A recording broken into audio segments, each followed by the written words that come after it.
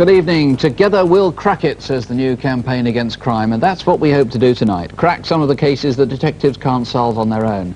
Maybe you'll see a face that you recognise or a pattern of events that seems familiar. The detectives in question are here in the studio. The programme's live, as always, and however you might help on any crime, they're waiting for your call. The number, as always, is 01811 8055. We're hoping to unravel several cases tonight, in particular a robbery in Hartlepool by a gang with walkie-talkies and a whole series of getaway cars, fraudsters in Yarmouth who took home videos of themselves and then left the cassette behind, and the killing of 20-year-old Lynette White, who was found stabbed in a flat in Cardiff. And also later on in the programme we'll have news on how investigations are proceeding into last month's cases. We start with the reconstruction of a firebombing in Chester. The devices that were planted in 4 estate agents are the latest in a series of attacks of arson. For 9 years now, 2 or more people have attempted to set fire to holiday homes in North Wales. The fire raisers have sometimes called themselves the Sons of Glendower. Ostensibly, the attacks have been aimed at English interests in Wales, although Welsh-owned properties have been damaged too, and Welsh nationalists have fiercely denounced the firebombers, accusing them of bringing Welsh nationalism into disrepute.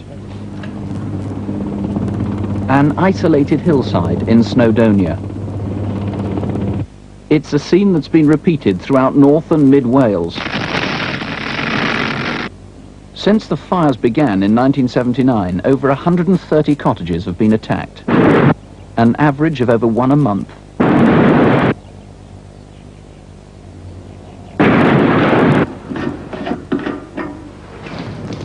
The first technique was crude, petrol and a naked flame. But the sophistication grew, and so did the danger.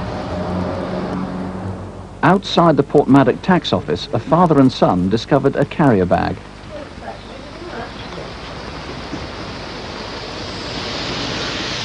The boy actually tugged at some wires. Had it exploded, it could have killed him. In fact, household chemicals are mixed now to make a substance much like napalm. Typically, the bombs are triggered by equity clocks, or legend ones, and they're made in broadly the same way. Distinctive copper-coloured crocodile clips are used, a type made in Japan. The single-stranded wire is of a sort that's used in computers or electric typewriters. Sometimes metal components act like shrapnel.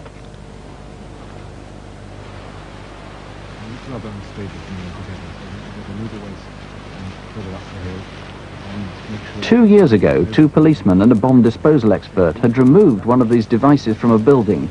They placed it safely, they thought, on open ground.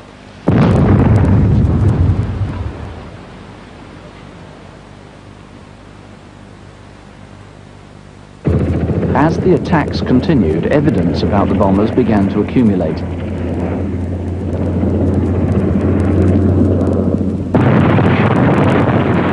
In September 1986, detectives found a footprint. Then a member of the public alerted police to a nearby quarry. He'd seen 2 brand new rucksacks floating in a lake.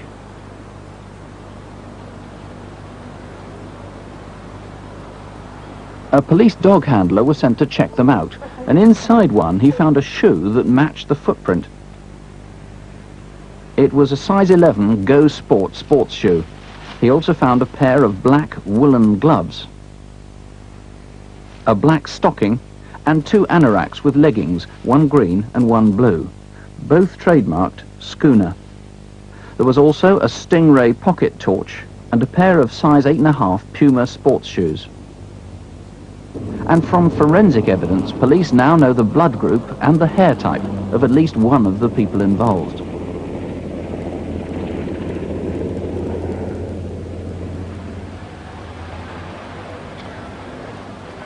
It's Saturday, February the 27th. This is Chester city centre. It's an ancient city crammed with timbered buildings, potentially a tinderbox. At 5 o'clock, the shops began to close and streets began to empty. But in the evening, the city comes alive again as people stream back to restaurants and nightclubs.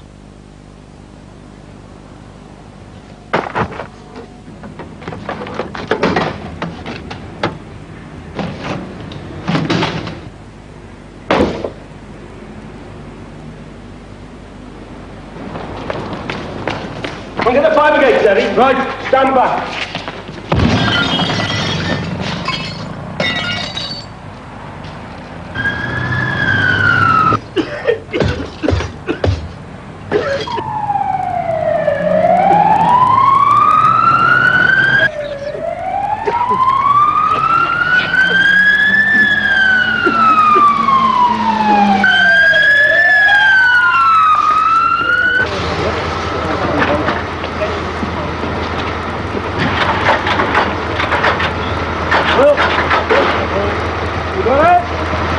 Could have been very nasty. It might have had something inside there that's been, I don't know. Is it an incendiary device? I don't know, it could have been. There's a fire up here!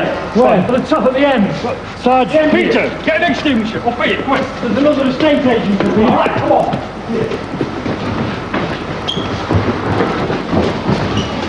Right, quick, Peter, quick! Get an extinguisher, in there, at the bottom.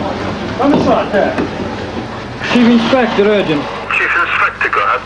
Yes, a second fire, Beresford estate agents. Can you get all patrols to urgently check every estate agent within the city centre for signs of fire or incendiary devices? It is urgent. Yes, sir. Roger, message understood. Control to all patrol city centre. Could you please make a check of all estate agents' premises, reference possible fires.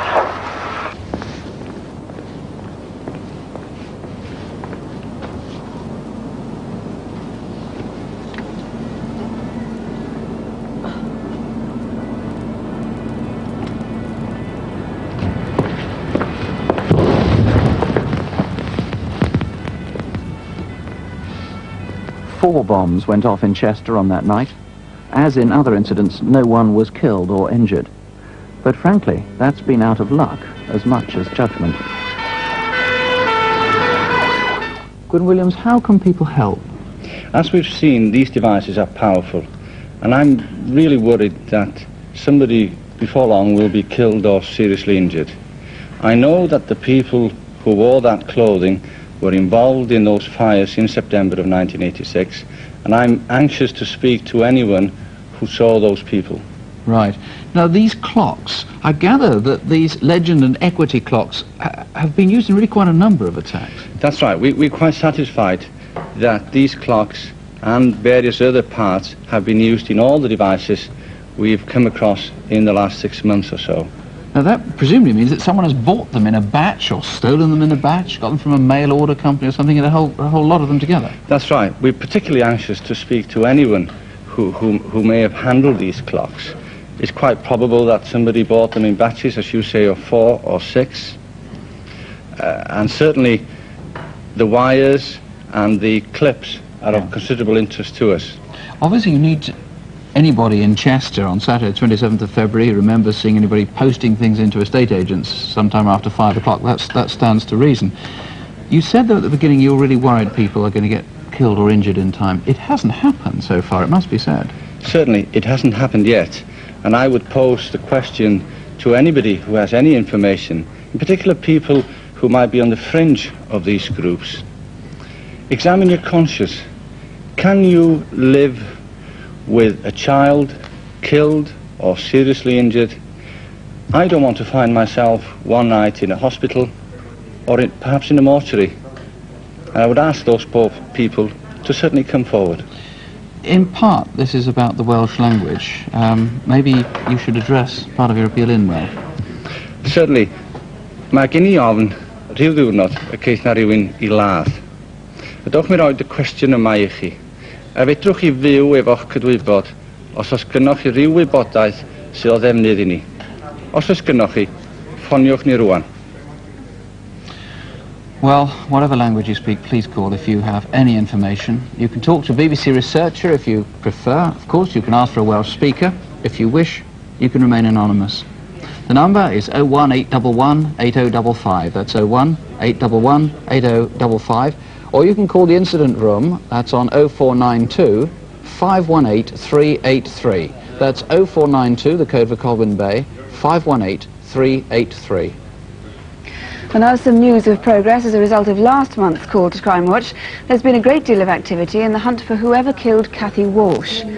One night last October, Cathy played bingo and then travelled home by bus from Tooting in South London to her home not far away in Mitcham. She was murdered in her house later that night. We appealed for help to trace the man in a photograph discovered in Cathy's possessions. And while the programme was still on the air, a man presented himself at Enfield Police Station and he was able to help detectives fill in some details about Cathy's life. In a quite separate development, a viewer's call has put police on an entirely new line of inquiry, which does seem promising, but they've asked us not at the moment to release details. We had rather less success on that extraordinary hold-up in Oxford city centre. Two men attacked a security van, they held the crew at gunpoint, and then in full view of office workers and passers-by, stopped a line of traffic and shot at a police car. The pair fled empty-handed, having failed to break into the security van's vaults. No fewer than 69 names were suggested by Crimewatch viewers, but I have to say police have ruled out most of them. They're still anxious for more leads. We'll let you know what develops. Well, police in Fife have asked us to make yet another appeal about the killing of Linda Hunter. Linda disappeared from her home in Carnoustie on Friday the 21st of August last year. Her body was discovered just 5 weeks ago off the Dundee-Kirkcaldy road. Since our last programme, a viewer said he'd seen Linda's car travelling south to England. In fact, it had been discovered dumped in Manchester. Now, 2 more viewers have come forward, and as a result of their information, police would particularly like to hear from anybody who saw a white Vauxhall Cavalier having its wheel changed on a roundabout just south of the Forth Bridge. There might have been a white Ford or a Maestro van parked nearby. Or if anyone was at the Moss filling station on the A74 just inside the Cumbria border at 2:15 that morning. That's 2:15 a.m. on August the 22nd. Were you at the roundabout or that filling station at the time? If you were, please do call us. It's 01 811 8055. We'll have more news later in the programme, and of course we'll keep you up to date on the calls that are coming in right now. First to Incident Desk. Here are Constable Helen Phelps and Superintendent David Hatcher. Police in Middlesex are baffled by the death of John Lawrence, an ophthalmic nursing tutor. He was murdered sometime between 4:40 p.m. on Sunday the 7th of February and 10 a.m. on Tuesday the 9th in his flat at the back of this house in Isleworth. Several items, like this Nesco compact disc player, are missing from his flat. Now, a distressed cry was heard by a neighbour between 10:30 and midnight on Sunday the 7th, and we're anxious to trace 2 youths who were seen outside his flat about the same time.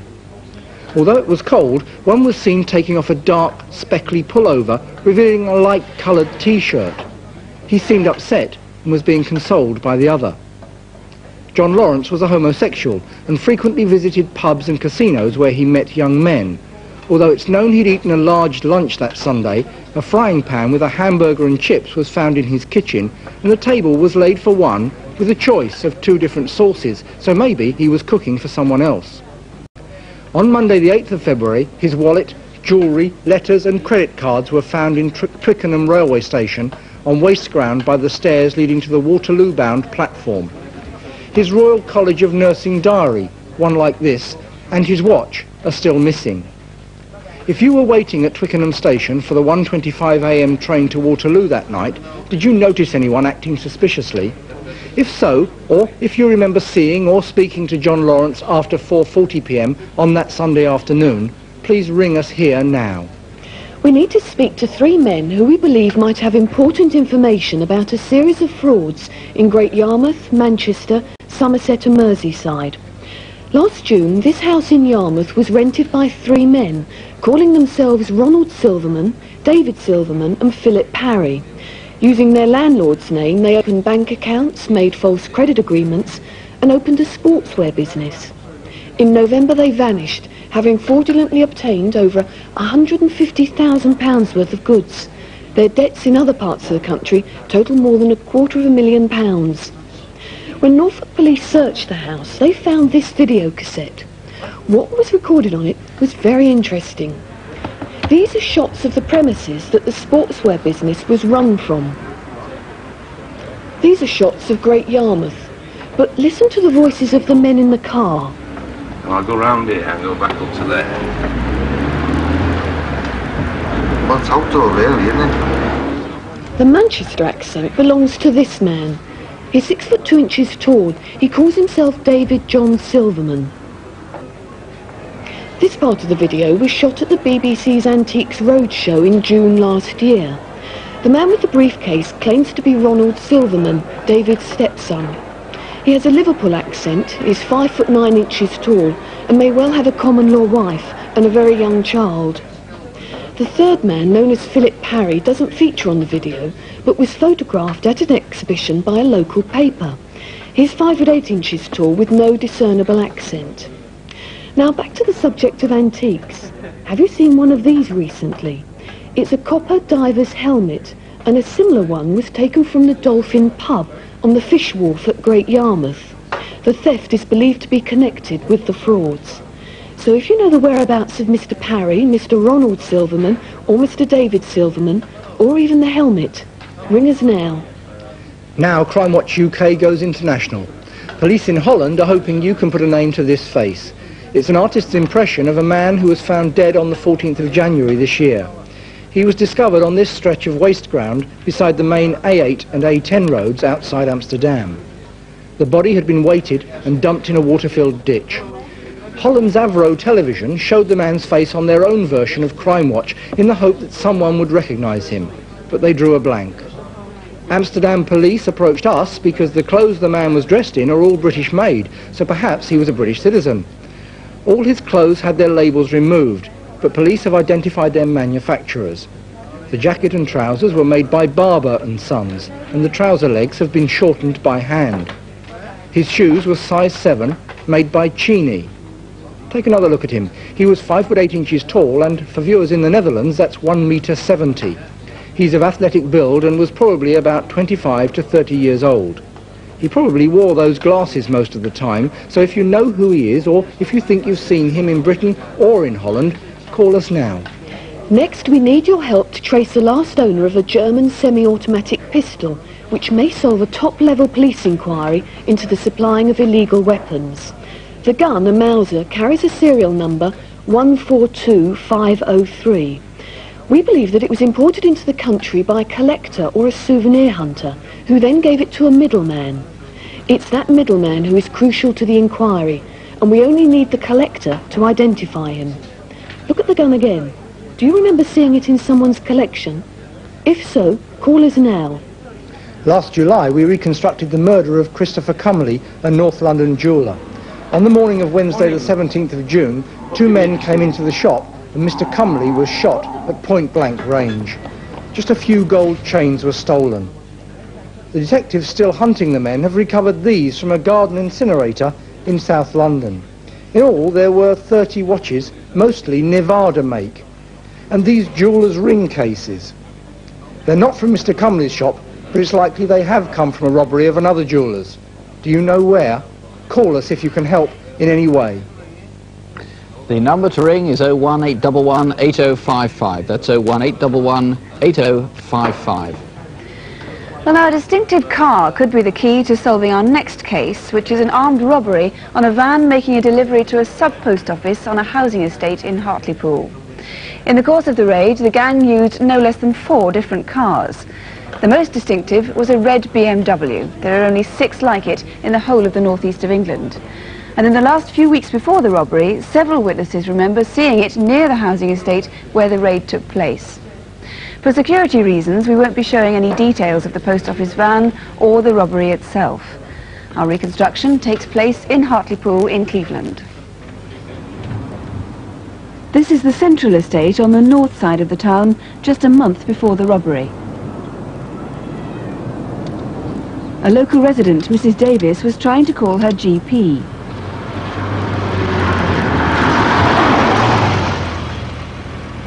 Is it working, missus? Yes, my number's engaged, you can have it. Oh, chapping.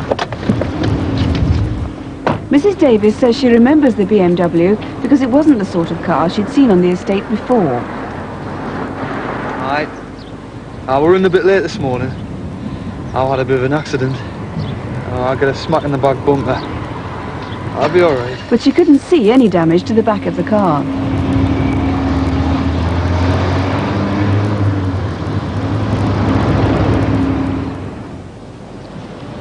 3 weeks later, on another Friday morning, about a mile from the central estate, this woman saw what police now think was a dummy run of the getaway. She remembers the men were smartly dressed and carried walkie-talkies. And the BMW was seen again, this time on the morning of the robbery. At 8:30, near the phone box on the edge of the estate, a man in a trilby hat and camel coat was seen waiting beside it. The robbers must have had specialist knowledge, because in this junction box there are several telephone cables, but they knew exactly which one was connected to the central estate. The phones were still working 10 minutes before the robbery, as in a nearby factory, this clerk was ringing the post office to order some stamps. 10 at 50 and 15 at £1. Bye. Seconds later, all lines to the estate were dead. The regular delivery van was now just entering the estate on its way to the sub-post office.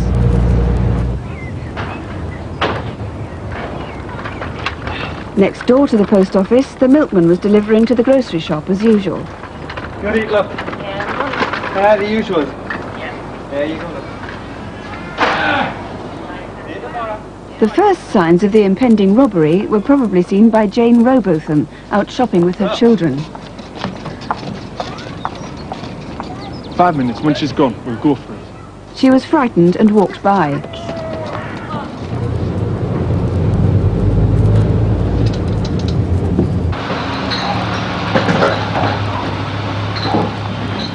As the van driver went to inform the post office that the delivery had arrived, this Bedford Astra reversed up behind the van.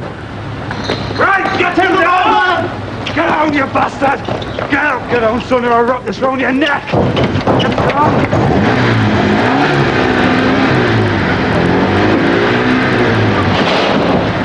Come on! Stay down, you bastard!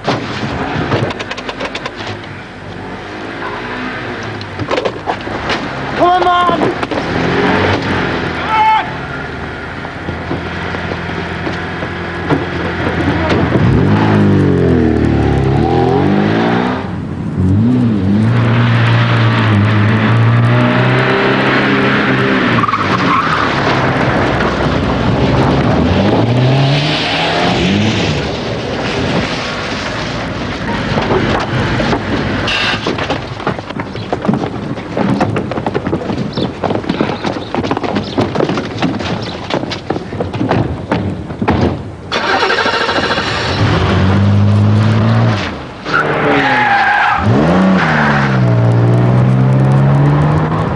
Although 5 men were seen getting into the BMW, it must have stopped shortly afterwards for some of the gang to get out. By the time it arrived here, about a mile away, only 2 men were seen leaving it and getting into this silver Granada.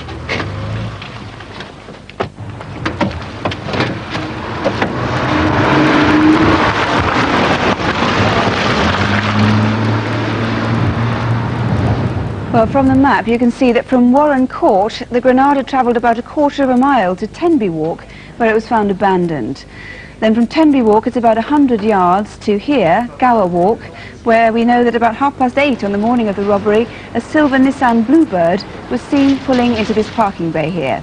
Police now believe that Nissan was planted here as a getaway car, and we know that the Granada was stolen from Northumbria. But where the Bluebird came from or where it went to remains quite a mystery so far. Maybe we'll find out in the course of this programme. And the gang got away with several £1,000s worth of cash and stamps and car tax discs.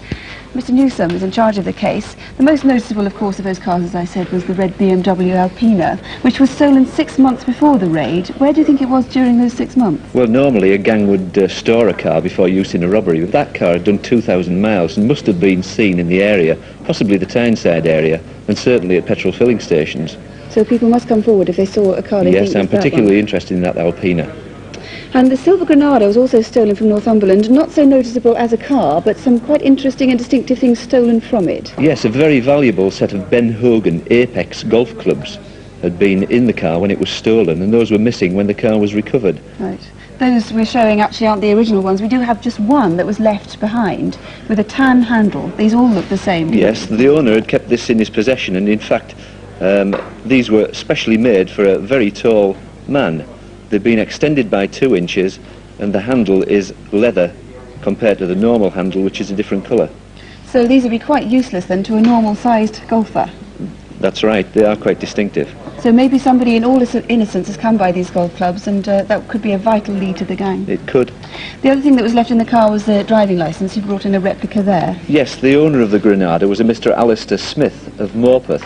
Now, that driving licence may have been used to hire vehicles, and I'm particularly interested in any that have been hired in the Tyneside area, possibly by the gang, under that name. Now we have 2 video clips people might recognise, we hope. One of a man who was seen parking the Nissan Bluebird, where we saw just now, in Gower Walk.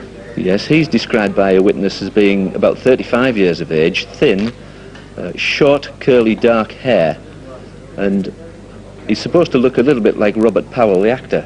And the second one was a man who was seen sitting in the passenger seat of the red Astra van at about the time the telephone cables were being cut. That's right, slightly younger, 30 to 35 years of age. You can see he's got short dark hair with a fringe which actually comes over his forehead, and he was described by the witness as being good looking.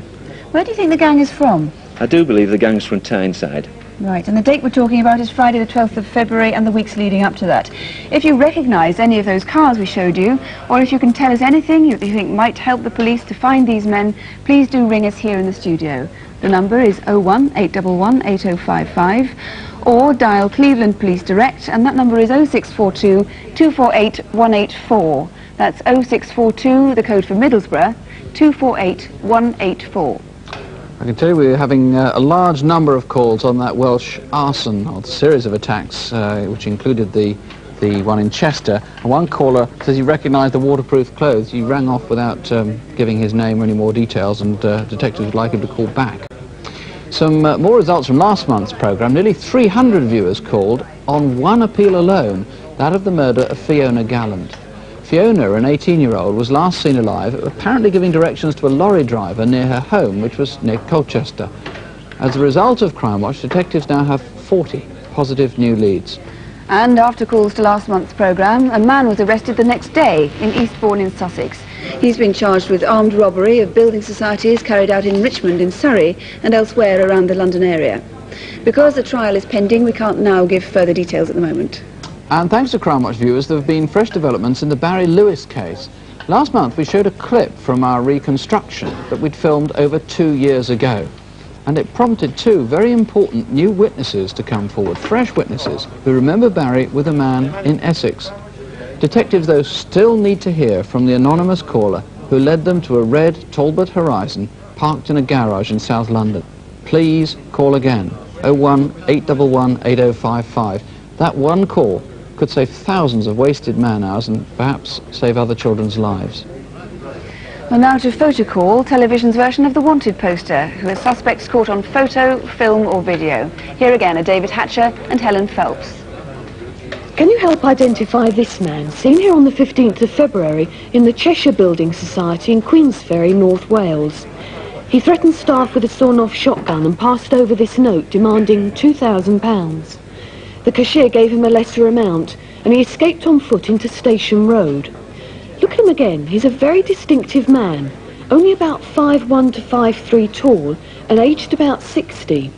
He was wearing a rust-coloured ski jacket with white sleeves and a chest panel. His hair is grey and he has a trimmed moustache. Notice those protruding teeth with the gap in the middle. If you recognise him, ring us now.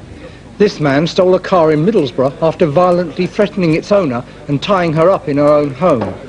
By the time she freed herself, the car had already been sold to an unsuspecting dealer. She'd advertised her car in the Teesside Times newspaper, and we know that similar adverts in this paper have been answered by the same man. So take another look at him. He may have worked as a taxi driver or possibly as an aircraft fitter, and he's used the names George Durham and Ray Sims. Now watch this space. That man helped hijack a post office van in Leicester last month. Look at him again, this time more slowly. Notice the way his hair is shaved quite high at the temples. This artist's impression taken from the video may be a better likeness. and we believe this is how he looks face on. He's about 25 and 5'8". We also believe he's from the London area. Ring us if you know him. Next, this man armed with a sawn-off shotgun demanded money and got away with over £2,000. Over the past few months there have been a series of armed robberies at building societies in Yorkshire, and the first was on the 23rd of December last year at the National and Provincial Building Society in Wakefield. 2 months later, at a Sheffield branch of the same building society, a camera caught what appears to be the same man as he left with £1,250. He's described as 25 to 35 years old, 5'8" to 5'9" inches tall, with short, dark hair and a pale complexion. If you recognise him or any of our other photo call faces, call us now. And the number, as always, is 01811 8055, and your call will be in confidence. It's 01811 8055. We've just had some information that a caller has rung us who appears to know a great deal about the John Lawrence murder. He's promised to call again. Please keep that promise. Please call again this evening, now if you can. It will be in confidence. Nick. Our final film tonight retraces the last 5 days of a young Cardiff woman, Lynette White. Lynette was 20. She lived with and helped to support a boyfriend and was hoping to settle down with him and have children. Instead, on Valentine's Day, Lynette was murdered. This is Cardiff's Docklands, Tiger Bay. Good morning all and welcome to Wednesday Street Light. What a day, Chigid. Frank Hennessy Summer. I'm with you until 12:30. And we're on a bit of a crusade today. Welcome back to Meet for Lunch and to our phone-in on Women at Work and the extensive Red Dragon News. This is Martin Shankelman. Lynette was a practical girl striving to make a living for herself after a troubled childhood. At the age of 18, she turned to prostitution.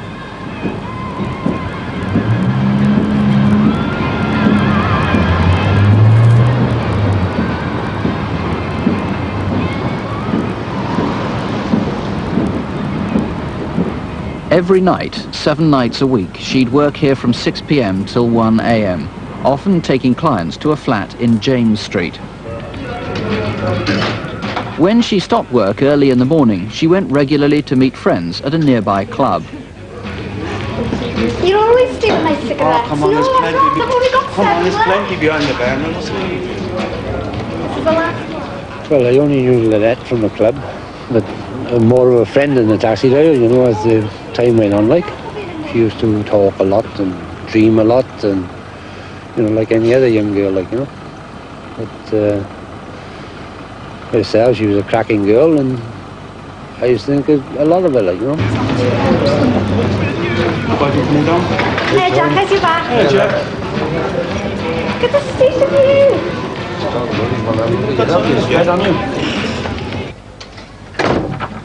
On Tuesday afternoon, Lynette left her flat in Grangetown, and for 5 days, she disappeared. She was seen around the city, but she avoided her closest friends.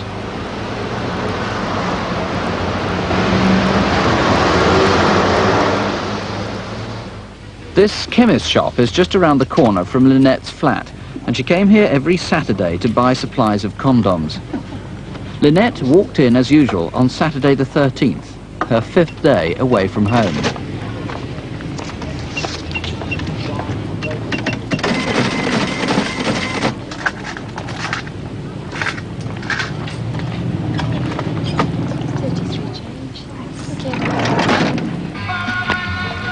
Later on that evening, an old school friend saw Lynette standing outside a disco known as Monty's. Really? So I'm looking for my father. Have you seen him? No. You come in. Yeah, I'm fine. Okay.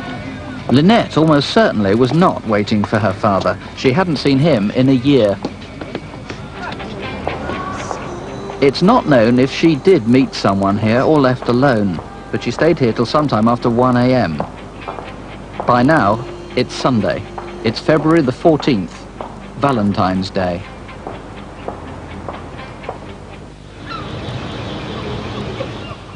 That afternoon, a woman walking down James Street noticed a man who was standing in a doorway. He appeared to have blood on his hands. This is next door to where Lynette took clients.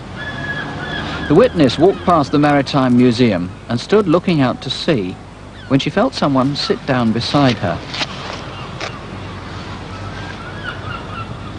It was the man from James Street. At 8:45 that Sunday evening, Lynette's best friend went round to check the James Street flat. She was worried by Lynette's disappearance.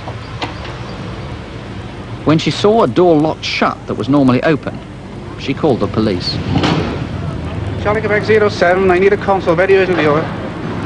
Yes, from Charlie Quebec 07, I'm at number 7 James Street.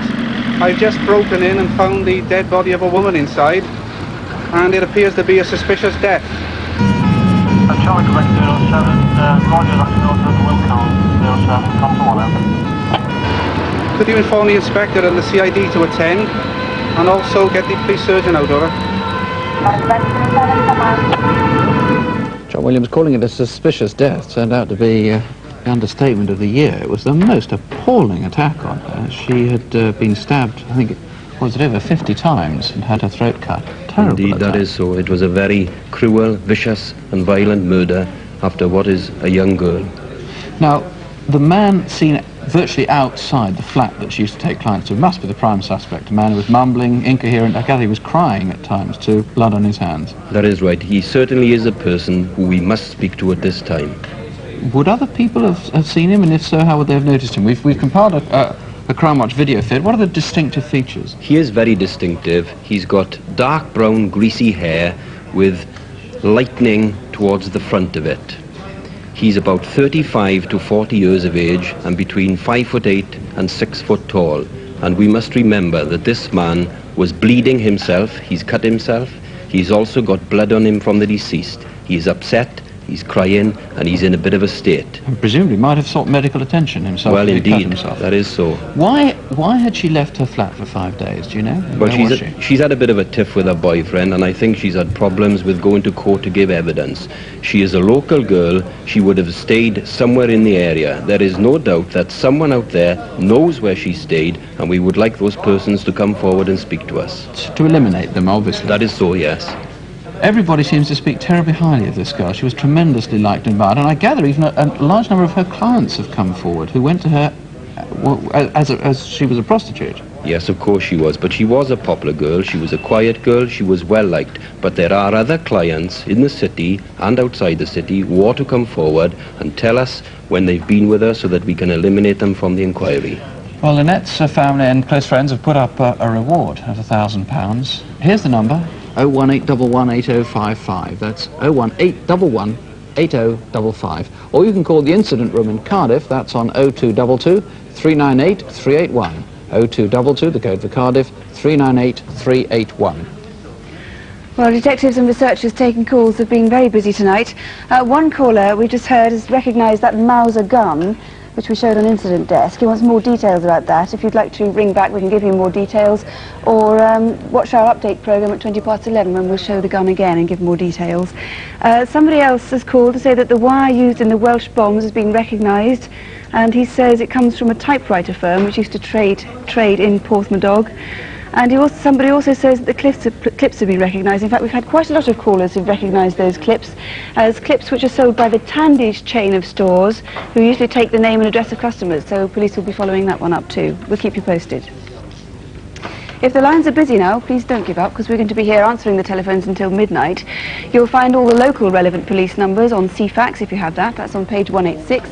And we'll give them again in the Crimewatch update programme at 11:20. So do join us if you can. Or phone local police, or you can write to us at Crimewatch UK, BBC Television, London W12 8QT.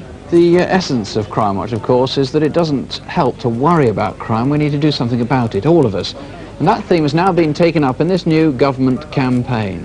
And as part of that campaign, Douglas Hurd, the Home Secretary, toured the Crimewatch studio before we came on the air tonight and met some of the detectives who are investigating tonight's cases. It's a good take-up.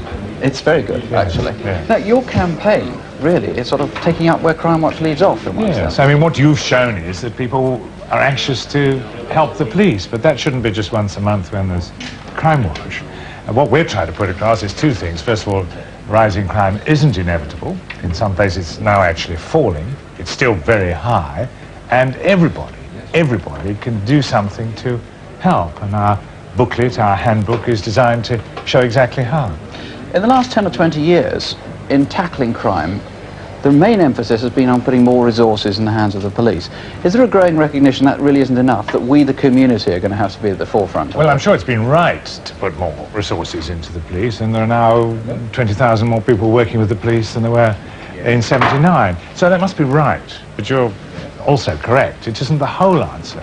I mean, even if you had a police officer on every street corner, you wouldn't actually be coping with the problem unless the community itself, everybody, helped. And there are many ways in which they can do that.